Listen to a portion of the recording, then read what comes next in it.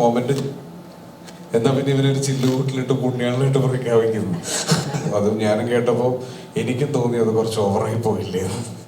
ആസിഫ് ഖാൻ, ഈ അപ്പോഴത്തേക്ക് ശേഷം ഏറ്റവും അധികം ഫിസിക്കലി ഡിമാൻഡിങ് ആയിട്ടുള്ള സിനിമയാണോ ഇപ്പോൾ ചെയ്തിട്ടുള്ളത്? ആൻഡ് ഇതിലെ മേക്കപ്പ് അല്ലെങ്കിൽ അതിന് വഹിച്ചിട്ടുള്ള കോസ്റ്റ്യൂംസ്, ലുക്സ്, രണ്ട് ലുക്ക് ഉണ്ടെന്നൊക്കെ ട്രെയിലർ കണ്ടപ്പോഴാണ് മനസ്സിലായത്. എത്രത്തോളം ഫിസിക്കലി ഡിമാൻഡിങ് ആയിരുന്നു ലെവൽ ക്രോസ്?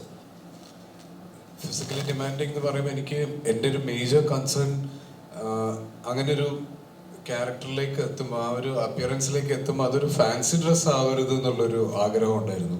കാര്യം ആ സ്ക്രിപ്റ്റ് ഡിമാൻഡ് ചെയ്യുന്ന, അല്ലെങ്കിൽ ആ ക്യാരക്ടർ ഡിമാൻഡ് ചെയ്യുന്ന ഒരു ലുക്ക് അതൊട്ടും ഈ ഏജ് കെട്ടി വെച്ച ഒരു ഫീൽ ഇല്ലാതെ കുറച്ച് റിയൽ ആയിരിക്കണം, ഒറിജിനൽ ആയിരിക്കണം എന്നൊരു ആഗ്രഹം ഉണ്ടായിരുന്നു. അപ്പം അതിന് വേണ്ടിയിട്ട് 3-4 ഗെറ്റപ്സ് നമ്മൾ ഫൈനൽ ചെയ്തിരുന്നു. കുറച്ചധികം കോസ്റ്റ്യൂംസ് ട്രയൽ ചെയ്തിരുന്നു. അപ്പോൾ ആ ഗെറ്റപ്പിലാണ് നമ്മൾ ഈ പറയുന്ന രീതിയിലേക്ക് ക്യാരക്ടർ നരേഷനിലേക്ക് മീറ്റ് ചെയ്യുന്ന ഏറ്റവും അടുത്തുള്ളൊരു ഗെറ്റപ്പായിട്ട് തോന്നിയതായിരുന്നു. അപ്പം അതിനോട്, ആ ക്യാരക്ടറിനോട് ജസ്റ്റിഫൈ ചെയ്യുന്ന ഞങ്ങളെ കൊണ്ട് പോസിബിൾ ആയിട്ടുള്ളൊരു ഇത്. പിന്നെ ചാലഞ്ച് എന്ന് പറയുമ്പോൾ അതിൽ ഏറ്റവും വലിയ ചലഞ്ച് അത് തന്നെയായിരുന്നു. നമ്മൾ ഈ വേഷം കെട്ടുകയും പെർഫോം ചെയ്യുന്ന സമയത്ത് ക്യാരക്ടർ ലൂസ് ആവുകയും ചെയ്യുമ്പോഴാണ് അത് ഫാൻസി ഡ്രസ് ആവുക. അപ്പം അത് ആവാതിരിക്കാൻ മാക്സിമം ട്രൈ ചെയ്തിട്ടുണ്ട്. അത് ഇനി പ്രേക്ഷകരാണ് പറയേണ്ടത്. ഇപ്പോൾ ഓരോ സമയത്തും മലയാളത്തിൽ ഓരോ സിനിമ ചെയ്യാൻ വേണ്ടിയിട്ട് അമലപ്പോളിന് ഒരു കാരണങ്ങളുണ്ടായിരുന്നു. ഇപ്പോൾ ഉദാഹരണത്തിന് ഒരു ഇന്ത്യൻ പ്രണയകഥ ചെയ്യുന്ന സമയത്ത് ഇതിൽ ഇന്നസെന്റ് ഉണ്ടോ എന്നുള്ളതാണ് സത്യനന്ദിക്കണ്ണനോട് ചോദിക്കുന്നത്. അതുപോലെ ലാലേട്ടൻ്റെ കൂടെയുള്ള സിനിമകൾ ചെയ്യുമ്പോൾ അദ്ദേഹത്തിനോടൊപ്പം ചെയ്യാം, അല്ലെങ്കിൽ ജോഷി സാറിന്റെ ഡയറക്ഷനിൽ അഭിനയിക്കാം. ലെവൽ ക്രോസിന്റെ ഏറ്റവും വലിയ അങ്ങനത്തെ ഒരു കഥയല്ലാതെ ഇഷ്ടപ്പെടുത്തിയത് എന്താണ്? സത്യേട്ടനോട് ഞാൻ ഒരു ഇന്ത്യൻ പ്രണയകഥയിൽ ഇന്നസെന്റ് ഉണ്ടോ എന്ന് ചോദിക്കാൻ കാരണം എന്നാലേ ഞാൻ സിനിമ ചെയ്യുള്ളൂ എന്നുള്ളതല്ല. ഞാൻ ഇന്നസെന്റ് ഭയങ്കര വലിയ ഫാനാണ്. പിന്നെ സത്യേട്ട ഫിലിമിലുള്ള ഒരു കോമൺ ഫാക്ടർ ആണല്ലോ, അപ്പം ആ ഒരു എക്സൈറ്റ്മെന്റിലാണ്. പിന്നെ റൺ ബേബി റൺ ആണെങ്കിലും അതിന്റെ story, Lalettan, Joshiy sir, it's a combo. അതൊക്കെ ഒരു വലിയൊരു ബ്ലെസ്സിങ്സ് ആയിട്ടാണ് ഞാൻ കാണുന്നത്. ആക്ച്വലി ഞാൻ ചൂസ് ആൻഡ് പിക്ക് ചെയ്ത ഫിലിംസ് അല്ല, എന്നിലേക്ക് വന്ന ഫിലിംസ് ആണിത്. അതുപോലെ തന്നെ ഈ പ്രോജക്റ്റ് വന്നപ്പോഴും ഞാൻ പറഞ്ഞല്ലോ, ജിത്തു സാർ വിളിക്കുന്നു എന്നെ. പിന്നെ ഞാൻ സ്റ്റോറി കേട്ടു. ആൻഡ് ഇതിൻ്റെ actors, Asif and Sharafudheen, technically strong ആയിട്ടുള്ളൊരു ക്രൂ. ആൻഡ് മെയിൻലി എനിക്ക് ഇതിൻ്റെ സ്റ്റോറി, ആൻഡ് എനിക്ക് ആസ് എ ഡയറക്ടർ അർഫാസ് എനിക്കത് നറേറ്റ് ചെയ്തതും അർഫാസിൻ്റെ ഒരു വിഷൻ, അർഫാസിൻ്റെ ക്ലാരിറ്റി, എന്നെ അതെല്ലാമാണ് കൺവിൻസ് ചെയ്തത്. So overall it was a good project to be a part of എന്ന് തോന്നി. എനിക്കൊരു നല്ലൊരു ഇൻറ്റ്യൂഷൻ ഉണ്ടായിരുന്നു, ഒരു കൺവിക്ഷൻ ഉണ്ടായിരുന്നു, ഇത് എന്തായാലും വർക്ക്ഔട്ട് ആവും. ബിക്കോസ് എല്ലാ ഡിപ്പാർട്ട്മെന്റ്സിലും ഇത് അത്രയും തന്നെ ഈ പടം അർഫാസ് എങ്ങനെയാണോ കാണുന്നത് അതേ വിഷൻ തന്നെയുള്ള ആക്ടേഴ്സും ടെക്നീഷ്യൻസും തന്നെയാണ് ഇതിൻ്റെ കൂടെ ഉള്ളത്. സോ അത് നന്നായിട്ട് വരും എന്നുള്ളൊരു കോൺഫിഡൻസും ഉണ്ടായിരുന്നു. സോ ഇപ്പോൾ എന്തൊക്കെ പറഞ്ഞാലും ഈ ആരാണിത് പ്രസന്റ് ചെയ്യുന്നത് എന്ന് പറയുമ്പോൾ നമുക്കൊരു എക്സ്പെക്ടേഷൻസും ബെഞ്ച് മാർക്കൊക്കെ ഉണ്ടാവുമല്ലോ. ഇപ്പോൾ ഡേവിഡ് ഫിഞ്ചറാണ് മൈൻഡ് റണ്ണർ പ്രസന്റ് ചെയ്തത് നെറ്റ്ഫ്ലിക്സിൽ എന്ന് പറയുമ്പോൾ ഉണ്ടാകുന്ന ഒരു കാര്യമുണ്ടല്ലോ. അല്ലെങ്കിൽ സ്റ്റാർക്കീസിന്റെ മണിരത്നം പ്രസന്റ് ചെയ്യുന്നു എന്ന് പറയുമ്പോൾ നമ്മൾ പ്രതീക്ഷിക്കുന്ന ഒരു എസ്തെറ്റിക്സ് ഉണ്ട്. അതുപോലെ ജിത്തു ജോസഫ് പ്രസന്റ് ചെയ്യുന്നു എന്ന് പറയുമ്പോൾ നമ്മൾ പ്രതീക്ഷിക്കുന്ന കുറച്ച് കാര്യങ്ങളുണ്ടല്ലോ. ഈ ട്വിസ്റ്റുകൾ, ക്ലൈമാക്സിന്റെ റിവീലുകൾ, അതൊക്കെ ഇത് ഇവിടെയും വരുന്നുണ്ടോ ആ സാമ്യങ്ങളൊക്കെ? നിങ്ങളോട് എനിക്കൊരു റിക്വസ്റ്റ് ഉണ്ട്, എങ്ങനെയെങ്കിലും ബെഞ്ച് മാർക്ക് ഒന്ന് ഒഴിവാക്കി തരാമോ? കാരണം ഈ ബെഞ്ച് മാർക്ക് കാരണം ജീവിക്കാൻ പറ്റില്ല. കാരണം ബേസിക്കലി എന്താ പറയുക, ഞാൻ കുറച്ച് സിനിമകൾ ചെയ്തു, അതിനകത്ത് കുറച്ച് ത്രില്ലേഴ്സ് ആയിരുന്നു. ഞാൻ ഹ്യൂമർ ചെയ്തിട്ടുണ്ട്, ഫാമിലി ഡ്രാമ ചെയ്തിട്ടുണ്ട്, കോർട്ട് റൂം ഡ്രാമ ഇപ്പോൾ ചെയ്തിട്ടുണ്ട്. ബെഞ്ച് മാർക്കിൻ്റെ ഒരു ഇതെന്താണെന്ന് എനിക്ക് ഇപ്പോഴും മനസ്സിലായിട്ടില്ല. എൻ്റെ പ്രോബ്ലം അതാണ്. അപ്പം ദൃശ്യം ഇറങ്ങി കഴിഞ്ഞപ്പോൾ തൊട്ട് ഏത് സിനിമ വന്നാലും ദൃശ്യം പോലെ ആയാലും ഞാൻ പറഞ്ഞ വേറൊരു ദൃശ്യം 1 ഉം 2 തമ്മിൽ കമ്പയർ ചെയ്യുന്ന എനിക്ക് മനസ്സിലാക്കാം. അപ്പം എനിക്കതിപ്പോഴും കൺഫ്യൂസ്ഡ് ആകുകയാണ്. അതുകൊണ്ട് ഞാൻ ദയവേത് പറയാം, എൻ്റെ ബെഞ്ച് മാർക്കും ലെവൽ ക്രോസ് തമ്മിൽ കണക്ട് ചെയ്യണ്ട. ലെവൽ ക്രോസ് എന്ന് പറയുന്നത് it's A different film, it's an interesting plot, ഒരു ഡിഫറെൻ്റ് ആയിട്ടുള്ള ഒരു സ്റ്റോറി, അതിനകത്ത് നന്നായിട്ട് പെർഫോം ചെയ്ത നല്ല ക്യാരക്ടറൈസേഷൻസ് ഉണ്ട് അതിനകത്ത്. അപ്പം അതൊരു പുതിയ ഫിലിം മേക്കറുടെ ഒരു തോട്ടാണ്. അതിനെ നിങ്ങൾ സപ്പോർട്ട് ചെയ്യാം. അല്ലാതെ നിങ്ങളിത് ഈ സിനിമ ജിത്തു ജോസഫിൻ്റെ യൂഷ്വൽ ട്വിസ്റ്റ് അങ്ങനെ ഒന്നും പ്രത്യേകിച്ച് വരാനില്ലേ. ഇതൊരു ഒരു വ്യത്യസ്തമായ ഒരു സിനിമ, ഒരു നല്ലൊരു സിനിമ കാണുക എന്നുള്ള രീതിയിൽ വരിക. അല്ലാതെ ഇതിനകത്ത് ഭയങ്കരമായ ട്വിസ്റ്റ് ഉണ്ട്, അല്ലെ ഭയങ്കരമായ ഹ്യൂമർ ഉണ്ട്, അങ്ങനത്തെ ഒന്നുമില്ല. ഇതൊരു ഡിഫറെൻറ്റ്, അതേ ഒരു വ്യത്യസ്തമായൊരു സിനിമ. എന്ന് കരുതി ഒരു കാര്യമാണ് ഞാൻ പറയുന്നത് ലോകത്തിൽ ഇന്ന ഒരു അനുശ എന്നൊന്നും അവകാശപ്പെടുന്നില്ല. പക്ഷെ വേറൊരു എക്സ്പീരിയൻസ് ആയിരിക്കും സിനിമ എന്നാണ് എൻ്റെ വിശ്വാസം. ഏറ്റവും വലിയ വിശ്വസനാണ്, താങ്കൾ കൂടെ കുറേ നാളുകളായിട്ടുള്ള വ്യക്തിയാണ്. അദ്ദേഹം ഇൻഡിപെൻഡന്റ് ആണ്, അത് ഏറ്റവും സന്തോഷിക്കുന്ന വ്യക്തിയായിരിക്കും താങ്കൾ എന്ന കാര്യത്തിൽ ഒരു സംശയമില്ല. അർഫാസ് പല കഥകൾ പറഞ്ഞു എന്ന് നേരത്തെ പറഞ്ഞു, അതിൽ ഏതെങ്കിലും കഥ ജിത്തു സാർ ചെയ്യണമെന്ന് എന്തെങ്കിലും തോന്നിയിട്ടുണ്ടോ?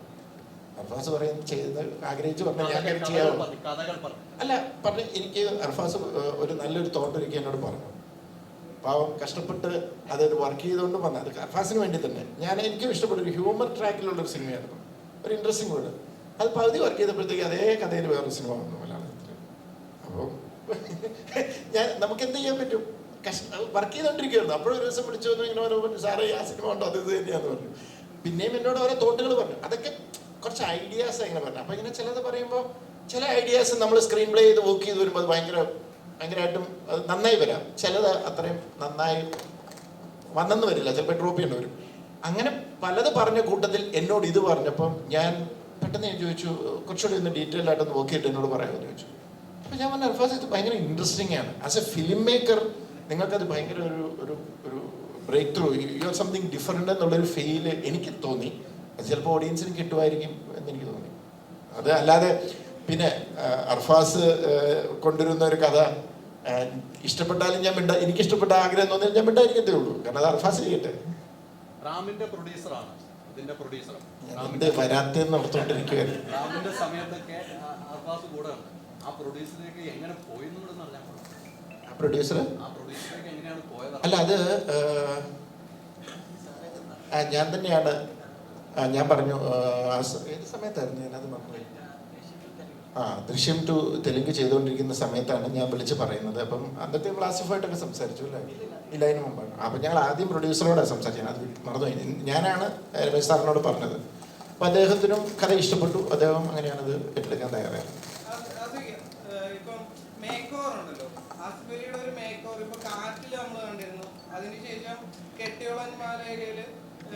അതിൻ്റെ അകത്തൊന്നൊരു മേക്ക് ഓവർ, പിന്നെ റോഷാക്കിലാണെങ്കിൽ കണ്ണ് മാത്രം കാണിച്ചിട്ട് ഉള്ളൊരു മേക്ക് ഓവറായിട്ട് വേണമെങ്കിൽ ഒരു തരത്തിൽ വേണമെങ്കിൽ എന്നെയും അഡ്രസ് ചെയ്യാം. ഇപ്പൊ ഇതിൻ്റെ അകത്ത് വരാൻ നേരത്ത് മാസങ്ങളോളം പല്ലിയൊക്കെ അഭിനയിച്ചെന്ന് അമലയാണ് ആ റൂമറിന്റെ പിന്നില്. മാസങ്ങളോളം പല്ല് തേക്കാതെ അഭിനയിക്കാനോ കൂടെ നിൽക്കാനോ എനിക്ക് പറ്റുന്ന അറിയില്ല. ഇനി അമലക്ക് അത് എപ്പോഴാ തോന്നിയതെന്നും എനിക്കറിയില്ല.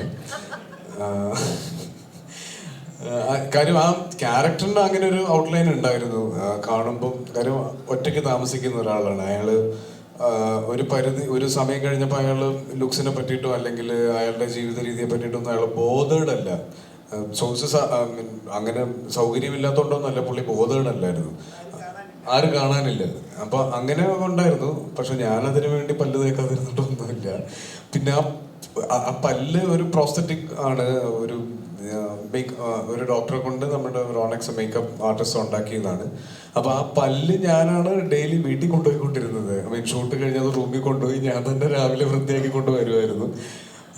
അപ്പം ആ പല്ലാണ് ആ കാണുന്നത്. എന്റെ പല്ല് അകത്തുണ്ട്, അത് ഞാൻ ഡെയിലി തേക്കുന്നുണ്ടായിരുന്നു. എന്നിട്ട് ആ ഡെയിലി ഒരു സെൽഫി എടുത്ത് അയക്കും വീട്ടിലേക്ക് പിള്ളേർക്ക് ഗുഡ് മോർണിംഗ്. അമല, ഒരു ആർട്ടിസ്റ്റിനെ സംബന്ധിച്ച് ചെയ്യുന്ന കഥാപാത്രങ്ങൾ എന്നും ആ കഥാപാത്രങ്ങൾ ആ ഓഡിയൻസ് റിമെമ്പർ ചെയ്യാന്നുള്ളതായിരിക്കും ഏറ്റവും വലിയൊരു കാര്യം. അമല ചെയ്തിട്ടുള്ള എല്ലാ കഥാപാത്രങ്ങളും അതുപോലെ നിലനിൽക്കുന്നുണ്ട്. ആടയിലെ കഥാപാത്രങ്ങളായാലും എല്ലാ കഥാപാത്രങ്ങളും അതുപോലെയാണ്. ഈ സിനിമയിലെ കഥാപാത്രം എത്രത്തോളം ചലഞ്ചിങ് ആണെന്ന് കരുതുന്നു? ഓഡിയൻസിലേക്ക് എത്രത്തോളം ലോക്ക് ചെയ്യും?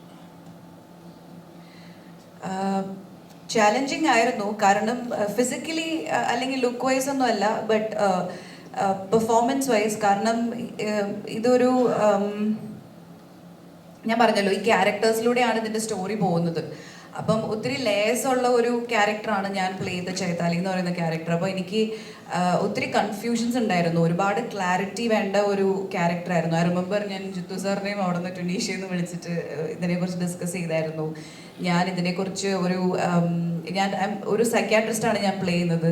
അപ്പം ഞാനൊരു ഡോക്ടർ, ഒരു സൈക്യാട്രിസ്റ്റ്, എനിക്കറിയാവുന്ന ഒരു ഡോക്ടറെ വിളിച്ചിട്ട് ഞാൻ ഡിസ്കസ് ചെയ്തിരുന്നു. അപ്പോൾ എനിക്ക് ആ ഒരു ക്ലാരിറ്റിയിലേക്ക് എത്താൻ വേണ്ടിയിട്ട് കുറച്ച് സമയം എടുത്തിരുന്നു. But Arfaz was there. എനിക്ക് എൻ്റെ എല്ലാ ക്വസ്റ്റ്യൻസും വളരെ വ്യക്തമായി ക്ലിയർ ചെയ്ത് തന്ന്. അപ്പോൾ ആ ഒരു മെൻ്റൽ എക്സസൈസ്, ആ ഒരു പ്രോസസ്സ് വെച്ച് നോക്കുമ്പം ചാലഞ്ചിങ് ആയിരുന്നു. ബട്ട് എനിക്ക് I really want to thank ഞങ്ങളുടെ DOP അപ്പു പ്രഭാകർ. ലൈക്ക് നമ്മൾ ചില സിനിമയിൽ നമുക്ക് തോന്നില്ല നമ്മളെ കാണാനായിട്ട് വളരെ ഭംഗിയുണ്ടെന്ന്. Like I look really good, like presented very well.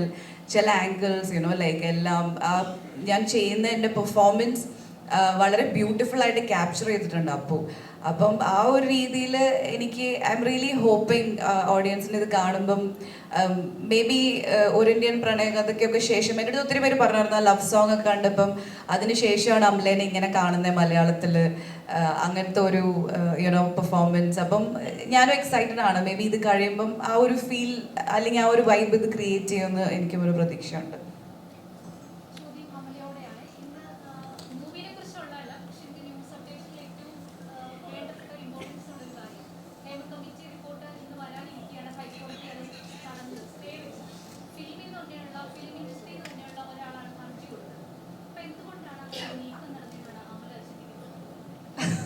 എനിക്ക് ഒരു ഐഡിയ ഇല്ലാത്ത കാര്യമാണത്, സോറി.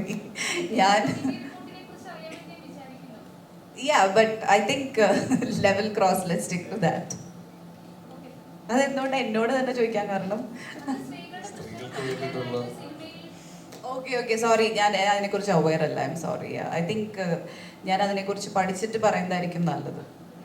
ജിത്തു സാറ് തന്നെയല്ലോ അമലയെ ഫോണിൽ വിളിച്ചതെന്ന് പറയുന്നത്. ആസിഫായിട്ട് ആദ്യം കഥ പറയുന്നു, ജിത്തു സാർ അമലയെ വിളിക്കുന്നു എന്നാണ് പറഞ്ഞത്. ജിത്തു സാറ് അമലയിൽ തന്നെയാണ് ഈ ക്യാരക്ടർ കണ്ടത്, അത് അർഫാസ് പറയുവാണ്. അല്ല, ഞങ്ങൾ ഇതിനെക്കുറിച്ച് ഡിസ്കസ് ചെയ്തപ്പം നമുക്ക് കുറച്ചൊരു ഇപ്പം മലയാളത്തിൽ എനിക്ക് കിട്ടുന്ന സമയത്ത് കുറച്ചൊരു ഗ്യാപ്പ് ഉണ്ടായിരുന്നു. ഒരു ഫ്രഷ് മീൻസ് ഒരു സ്ഥിരം ചെയ്തുകൊണ്ടിരിക്കുന്ന ഒരാൾ പാടില്ല, പിന്നെ ന്യൂ ഫേസ് വേണം, ഇങ്ങനെ ഒരു ഡിസ്കഷൻ നടന്നപ്പം എനിക്ക് ആരോ ഒരാൾ നമുക്ക് പെട്ടെന്ന് ഈ കാസ്റ്റിങ്ങിൻ്റെ സമയത്ത് ചിലപ്പോൾ പല ഫേസസും ഓർക്കത്തില്ല. അങ്ങനെ ഇരുന്നപ്പോൾ ആരോ ഒരാൾ അവിടെ ഇരുന്ന് അമല അപ്പോൾ പറയുമ്പോൾ പെട്ടെന്ന് എല്ലാവരും പറഞ്ഞു ഷീസ് ഗുഡ്, കറക്റ്റ്, ഇതിനകത്ത് മാച്ച് ചെയ്യുന്നുണ്ട് ഈ ക്യാരക്ടർ എന്ന് പറഞ്ഞു.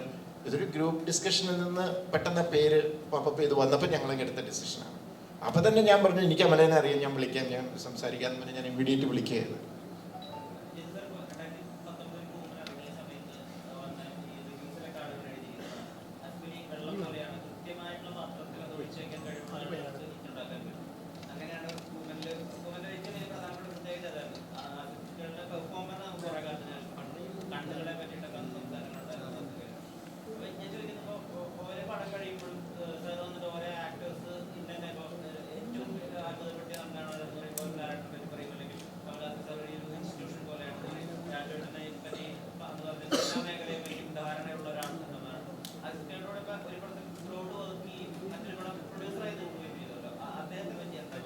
Is a daring actor. അതായത് വേറെ പലരും ചെയ്യാൻ മടിക്കുന്നത് ചെയ്യാൻ തയ്യാറാകുന്ന ഒരു ആക്ടറാണ്. ഞാനത് പറയാം, ഞാനിന്നിപ്പം ബോളിവുഡിലും ഒക്കെ ഞാൻ പോയി പല സബ്ജക്റ്റ് ഡിസ്കഷനും കാര്യങ്ങളും പ്രൊജക്റ്റുകളും ഉണ്ട്. Majority of the actors are insecure. അങ്ങനെയാണോ ആ ക്യാരക്ടർ, ഇങ്ങനെയാണോ ആ ക്യാരക്ടർ, അങ്ങനെയാണ് ഇത്, അങ്ങനെ ഒരു പ്രശ്നം ആസിഫിനില്ല. ചേട്ടാ എനിക്ക് എന്തെങ്കിലും ചെയ്യാനുണ്ടോ, അതെന്തായാലും ക്യാരക്ടർ എന്തായാലും. അതാണ് ആസിഫിൻ്റെ പ്രത്യേകത. Basically is A talented actor, അതുകൊണ്ടാണല്ലോ ഇൻഡസ്ട്രിയിൽ ഇപ്പോഴും നിൽക്കുന്നത്. പക്ഷെ അതിനേക്കാളും ഈസ് എ ഡെയറിങ് ആക്ടർ. ഇപ്പം ഉയരെ എന്ന് പറയുന്ന സിനിമ ഞാനൊരു കൂമൻ്റെ കഥ കേൾക്കാൻ വന്നപ്പോൾ ഞാൻ പറഞ്ഞു എനിക്ക് ഭയങ്കരമായിട്ട് എനിക്ക് ബഹുമാനവും സ്നേഹവും തോന്നി, കാരണം ആസിഫ് ആ ക്യാരക്ടർ ചെയ്തതാണ്. ഇപ്പോഴും ഇവിടുത്തെ ഒരു പ്രശ്നം പല ആക്ട്രസസും ആക്ടേഴ്സിനോടും നമ്മൾ കഥ പറയുമ്പോൾ അയ്യോ എൻ്റെ ക്യാരക്ടറിന് നെഗറ്റീവ് ഷെയ്ഡ് ഉണ്ടാകുന്നു. ഞാൻ 12th മാൻ ചെയ്തപ്പോൾ ഫിദ എന്ന് പറയുന്ന ക്യാരക്ടർ ചെയ്യാനായിട്ട് കുറേ ആക്ട്രസുമായിട്ട് ഡിസ്കസ് ചെയ്തപ്പോഴൊക്കെ എല്ലാവരും മാറുക പേടിച്ച്. എന്തിനാ ഇങ്ങനെ ഇമേജ് കോൺഷ്യസ് ആകുന്നത്? അവരൊരു ഒരു ഒരു ക്യാരക്ടറിനെ പോർട്രേ ചെയ്യുമല്ലോ, അത് അവരുടെ സ്വഭാവമാണെന്നല്ലല്ലോ നമ്മൾ പറഞ്ഞത്. അതിന് അത്രയ്ക്കും പേടിക്കുന്നുണ്ട് പലരും. അങ്ങനെ എല്ലാവരും ഞാൻ പറയുന്നില്ല, പലരും. പക്ഷേ ആസിഫിൻ്റെ ഏറ്റവും വലിയ ക്വാളിറ്റി ഞാൻ കണ്ടത് is a good actor and is a daring actor. Thank you sir. ആസിഫിന് ആദ്യം തന്നെ ചോദിക്കുകയാണ്, ഈ പറഞ്ഞ പോലെ ഉയരയിലെ കഥാപാത്രങ്ങൾ വന്ന് തിയേറ്ററിൽ ഇറങ്ങിയെങ്കിലും സോഷ്യൽ മീഡിയയിൽ വന്നപ്പം നെഗറ്റീവ് ഷെയ്ഡ് വന്നപ്പോഴേക്കും കുറേ നെഗറ്റീവായിട്ട് ഇങ്ങനെ നെഗറ്റീവ് ചെയ്തല്ലോ എന്ന് പറഞ്ഞൊരു ഇമേജ് ഉണ്ടായിരുന്നു. അപ്പോൾ അങ്ങനെ ഒരു ഇമേജ് ഉള്ളതുകൊണ്ടാണോ കൂടുതൽ കഥകൾ അല്ലെങ്കിൽ നെഗറ്റീവ് ഷെയ്ഡ് അല്ലെങ്കിൽ അങ്ങനത്തെ ഒരു കഥാപാത്രങ്ങൾ മിസ് ചെയ്ത് പോകുന്നത്? ക്യാരക്ടേഴ്സ് മിസ് ചെയ്ത് പോകുന്നതോ?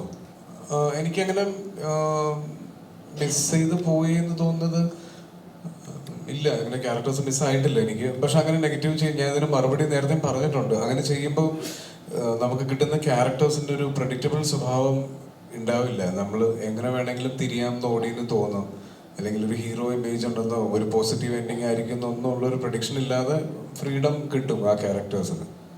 അതാണ് എൻ്റെ ഏറ്റവും വലിയൊരു ക്യാച്ച് അങ്ങനെ ചെയ്യുന്നത്. ക്യാരക്ടേഴ്സിന് മാത്രമല്ല, ഫിലിം മേക്കേഴ്സിനാണ് ഫ്രീഡം കിട്ടുന്നത്. ഞാൻ നമ്മളൊരു ചില ക്യാരക്ടേഴ്സ് ആർട്ടിസ്റ്റ് വരുമ്പോൾ ഹ്യൂമർ ചെയ്യാനായിട്ട് വരും, അത് ചെയ്യും. അപ്പോൾ ഞാൻ ഈ നമ്മൾ ഷാജുവാണെയും ഇവരെയൊക്കെ എടുത്ത് വില്ലൻ വേഷമൊക്കെ ചെയ്യുന്നത് ഞാനിപ്പോഴും ആഗ്രഹിക്കുന്നത് ഹീറോ ചെയ്തിരിക്കുന്നവർ നെഗറ്റീവ് ചെയ്യണം, നെഗറ്റീവ് ചെയ്യുന്നവർ ആ ഹീറോ അങ്ങനെയൊക്കെ അപ്പം എന്നറിയോ, ഒരു ഫിലിം മേക്കറിന്, ഒരു റൈറ്റർക്ക് ഒരു സ്ക്രിപ്റ്റ് എഴുതി ഇങ്ങനെ കൊണ്ടുപോകുമ്പോൾ എങ്ങോട്ട് വേണേലും ആ കഥയെ ട്വിസ്റ്റ് ചെയ്ത് കൊണ്ടുപോകാൻ പറ്റും. അപ്പം ഞാൻ പറഞ്ഞ അത് ആസിഫിനെ പോലെ എല്ലാ ആക്ടേഴ്സും ചിന്തിച്ചു തുടങ്ങണം. പ്രത്യേകിച്ചും അതിന് ഏറ്റവും നല്ല സ്കോപ്പുള്ള ഒരു സ്ഥലത്താണ് നമ്മൾ ജീവിക്കുന്നത്, മലയാളം. കാരണം അത് മനസ്സിലാക്കാൻ അത്രയും ബുദ്ധിയും അതിനുള്ള പ്രാപ്തിയുള്ളൊരു ഓഡിയൻസ് ഉള്ള കാര്യത്തിൽ ഞാൻ തന്നെ നമ്മൾ ഫിലിം ഇൻഡസ്ട്രി ഭയങ്കര ബ്ലെസ്ഡ് ആണ്. അപ്പം ശരിക്കും അത് ഏറ്റവും കൂടുതൽ ബെനിഫിറ്റ് കിട്ടുന്നത് ഞങ്ങൾ ഫിലിം മേക്കേഴ്സിനാണ്, ഇങ്ങനെ ആക്ടേഴ്സ് ചിന്തിച്ച് ചെയ്യുന്നത്. സെന്റ് ആന്റണീസ് കോളേജിൽ ഒരു ഫംഗ്ഷൻ, അതായത് സിനിമയുമായി ബന്ധപ്പെട്ട ഒരു ഫംഗ്ഷന് പോയപ്പോൾ അമല ധരിച്ച വസ്ത്രത്തിനെതിരെ, അതായത് വസ്ത്രം മുംബൈ ഡാൻസ് ബാർ അല്ലാന്ന് പറഞ്ഞ കാസ ഒരു പ്രസ്താവന നടത്തിയിരുന്നു. അപ്പോൾ അതിനോട് എന്താണ് പ്രതികരിക്കുന്നത്? അതായത് വസ്ത്രധാരണ രീതി മുംബൈ ഡാൻസ് ബാർ അല്ല, ഒരു ക്രിസ്ത്യൻ കോളേജിൽ ഒരു പരിപാടിക്കാണ് വന്നതെന്നുള്ള രീതിയിൽ. അപ്പോൾ അതിനോട് എന്താണ് പ്രതികരണം എന്ന് അറിയാൻ ആഗ്രഹമുണ്ടായിരുന്നു. പ്രത്യേകിച്ച് പ്രതികരണമൊന്നുമില്ല. I wore what I like. And ഞാൻ ഇട്ട ഡ്രസ്സിന് എന്തെങ്കിലും കുഴപ്പമുണ്ടെന്നോ അത് ഇൻഅപ്രോപ്രിയേറ്റ് ആണെന്നോ ഞാൻ കരുതുന്നില്ല. മേ ബി അത് ക്യാമറയിൽ കാണിച്ച വിധം ഇൻഅപ്രോപ്രിയേറ്റ് ആയിരുന്നിരിക്കാം, ബിക്കോസ് അവിടെ ഉണ്ടായിരുന്ന സ്റ്റുഡൻസിനോ അല്ലെങ്കിൽ I don't feel I wore a wrong dress. ബട്ട് അത് എങ്ങനെയാണോ പോർട്രേ ചെയ്തതെന്നുള്ളത് അത് എൻ്റെ കൺട്രോളിലല്ലല്ലോ. അപ്പോൾ അതിൽ ഐ തിങ്ക് എനിക്ക് I don't have any role to play. അപ്പം അത് ഞാൻ ഇട്ടിടുന്ന ഡ്രസ്സ് എങ്ങനെ ഷൂട്ട് ചെയ്യണം, എങ്ങനെ കാണണം എന്നുള്ളത് it's not in my control. I think that was inappropriate. But ഞാൻ ഇട്ട dress I don't feel there's anything wrong in that. And കോളേജിൽ പോകുമ്പോൾ that's the message I wanted to give, to be yourself. And I like what I wore what I like. So അത്രേ ഉള്ളൂ. അമല, ഇത്രയും ജനറേഷനിൽ വളർന്നെന്ന് പറഞ്ഞാലും വികസനം ഉണ്ടെന്ന് പറഞ്ഞാൽ പോലും ഇപ്പം കോളേജ് എന്നൊക്കെ പറഞ്ഞാൽ ഏറ്റവും നല്ല എഡ്യൂക്കേഷൻ കൊടുക്കേണ്ട, അല്ലെങ്കിൽ ഇപ്പം നല്ല ഡ്രസ്സിങ്ങിലായാലും അവനൊരു ഇഷ്ടമാണ്. ഇപ്പോൾ കോമൺ ബാത്റൂം എന്ന് പറഞ്ഞൊരു സിസ്റ്റം തന്നെ മഹാരാജ് വന്നു, ആണായാലും പെണ്ണാലും ഈക്വാലിറ്റി എന്നുള്ള ലെവലിൽ. അങ്ങനെയുള്ള സൊസൈറ്റി പോലും ഈ പറയുന്ന പോലെ ഒരു ഡ്രസ്സ് ഇട്ടതിനെ സോഷ്യൽ മീഡിയയിലൂടെ വെറുതെ കമൻറ്റ് ഇടുക എന്ന് പറഞ്ഞാൽ ഇത് നമ്മുടെ വളർച്ചയെക്കാളും മൊറൽച്ചയല്ല എടുത്ത് കാണിക്കുന്നത്. അതിപ്പം അങ്ങനെയായി. നമ്മൾ എന്തിട്ടാലും കമന്റ് ഇടാലോ. ഇപ്പം സാരി ഉടുത്താലും അത് എങ്ങനെ പോർട്രേ ചെയ്യുന്നു, അല്ലെങ്കിൽ ഇപ്പം ഇന്ത്യൻ ഡ്രസ് ചുരിദാറോ സാരി ഉടുത്താലും അത് ഐ തിങ്ക് ഓരോരുത്തർ അതിൽ നമുക്ക് പ്രത്യേകിച്ച് കൺട്രോൾ ഇല്ല. അപ്പം അങ്ങനെയുള്ള കാര്യങ്ങളിലേക്ക് I don't really focus because ഞാൻ ഒരു ആക്ടറാണ്. So I want to give my energy into what I do. ഞാൻ ഇവന്റിന് പോകുമ്പോൾ ഞാൻ ധരിക്കുന്ന ഡ്രസ്സ് ഞാൻ എന്താണോ, ഞാൻ അങ്ങനത്തെ ഡ്രസ്സാണ് ഞാൻ ഇവന്റിന് പോകുമ്പോൾ ധരിക്കുന്നത്. ഞാൻ സാരീസ് കൊടുക്കാറുണ്ട്, സൽവാസ് കൊടുക്കാറുണ്ട്, വെസ്റ്റേൺ ഡ്രസ്സ് കൊടുക്കാറുണ്ട്. എനിക്കെന്താണോ കംഫർട്ടബിൾ, എനിക്കെന്താണോ എൻ്റെ മൂഡ് എന്താണോ അതനുസരിച്ചാണ് ഞാൻ ഡ്രസ്സ് ചൂസ് ചെയ്തത്. പിന്നെ it's all part of this game. നേരത്തെ പറഞ്ഞ ഒരു ചോദ്യം ചോദിക്കാം. നേരത്തെ പറഞ്ഞല്ലോ ചില ആർട്ടിസ്റ്റുകൾ കഥാപാത്രം പിന്മാറുന്നു എന്ന് പറഞ്ഞല്ലോ, അത് അവരെന്ത് അറിവില്ലായ്മയാണ് സാർ? അത് ബേസിക്കലി അവർ ഇമേജ് കോൺഷ്യസ് ആയതുകൊണ്ടാണ്. അതുപോലെ തന്നെ ഈ ചില എനിക്ക് തോന്നുന്നത് കൂടുതലും ആക്ട്രസസ് ആണെന്ന് തോന്നുന്നു, ഞാനിങ്ങനെ ചിരിക്കുകയോ അല്ലെങ്കിൽ പിന്നെ മുഖം ഇങ്ങനെ ആയി പോവോ.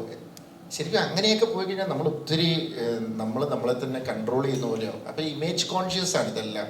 ഇപ്പോൾ ഈ പറഞ്ഞ പോലെ കുറച്ച് പേര് എഴുതുമായിരിക്കും നെഗറ്റീവ് ക്യാരക്ടർ ചെയ്തല്ലോ അങ്ങനെ.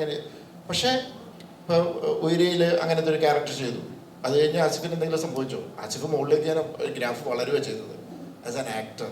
അത് മനസ്സിലാകും. കുറച്ച് പേര് അവിടെ ഇവിടെയൊക്കെ എല്ലാ സൊസൈറ്റിയിലും എല്ലാ കാര്യത്തിനും കുറച്ച് വേറെ രീതിയിൽ ചിന്തിക്കാൻ ആൾക്കാരുണ്ട്. ഇപ്പോൾ ഈ പറഞ്ഞ ഡ്രസ്സിൻ്റെ കാര്യം, സൊസൈറ്റി ഇമ്പ്രൂവ് ചെയ്യുന്നുണ്ട്. സോഷ്യൽ മീഡിയ ഉള്ളതുകൊണ്ട് ചിലപ്പോൾ ഒരു 10 പേര് അവിടെ ഇവിടെ ഇരുന്ന് എഴുതുമായിരിക്കും. അതിൻ്റെ അർത്ഥം സൊസൈറ്റി താഴേക്ക് പോകുന്നല്ലോ, സൊസൈറ്റി ഇമ്പ്രൂവ് ചെയ്ത് തന്നെ പോകുന്നത്. അതിപ്പോൾ 100 കൊല്ലം കഴിഞ്ഞാലും കുറച്ച് പേര് കാണും. എപ്പോഴും ഉണ്ട്, 100 പേരുണ്ടെങ്കിൽ 100 സ്വഭാവക്കാരാണ്, അത്രയേ ഉള്ളൂ. അപ്പോൾ അത് എന്താ പറയുക, ഞാൻ ബേസിക്കലി ഈ ക്വസ്റ്റ്യനിലേക്ക് വരികയാണെങ്കിൽ ഇമേജ് കോൺഷ്യസ് ആണ്. ഞാനിപ്പോൾ ഇങ്ങനെ ചെയ്ത് കഴിഞ്ഞ് കഴിഞ്ഞ് പുറത്തേക്ക് ഇറങ്ങുമ്പോൾ ആൾക്കാരെങ്ങനെ എടുക്കും, ചിലപ്പോൾ കുറച്ച് പേര് അത് എടുക്കും, മനസ്സിലാക്കാവുന്നവർക്ക് അത് മനസ്സിലാവും, അത്രേ ഉള്ളൂ. അത് നോക്കരുത്. ആ ഇമേജ് കോൺഷ്യസ് ആകാതെ ആർട്ടിസ്റ്റ് വന്ന് നല്ല രീതിയിൽ പെർഫോം ചെയ്യുന്ന ഒരു ഇത് ആയി വരുന്നുണ്ട്. ഇപ്പം എനിക്ക് വേണേൽ കുറേ പുതിയ ജനറേഷൻ വരുന്ന പിള്ളേരൊക്കെ കുറച്ച് തയ്യാറാവുന്നുണ്ട്. പക്ഷെ ചിലർക്കൊരു ഇപ്പോഴും ഒരു മടിയുണ്ട്. മാറ്റിയാൽ അവർക്കും നല്ലത്. പിന്നെ സമീപിക്കും. അവരിപ്പോ സാറ് കഥ പറഞ്ഞിട്ട് അവര് അതിൽ നിന്ന് പിന്മാറി പിന്നീട് സാറ് സമീപിക്കും.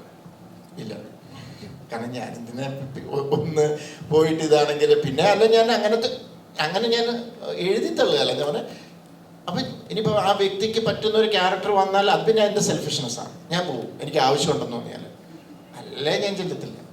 കാരണം നമ്മളൊരു ഒരു ഐറ്റമായിട്ട് ചെല്ലുവാണ്. അപ്പം അവർ നോക്കേണ്ടതിൻ്റെ പെർഫോം ചെയ്യാനുള്ള സാധ്യതയെക്കുറിച്ചാണ്.